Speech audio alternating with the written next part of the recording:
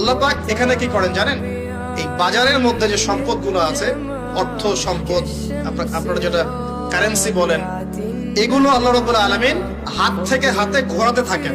আজকে আপনার হাতে, কালকে তার হাতে, কালকে তার হাতে, পরশু আরেক ভাইয়ের হাতে। এই সম্পদ বাজারের মধ্যে ঘুরতে থাকে।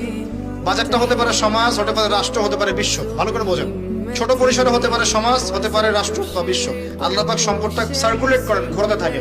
আজকে তার হাতে, কালকে তার হাতে, কালকে তার হাতে, এভাবে সম্পদ ঘুরতে থাকে। লাভ লসের রিস্ক আছে, কেউ লাভ করে, কেউ লস করে।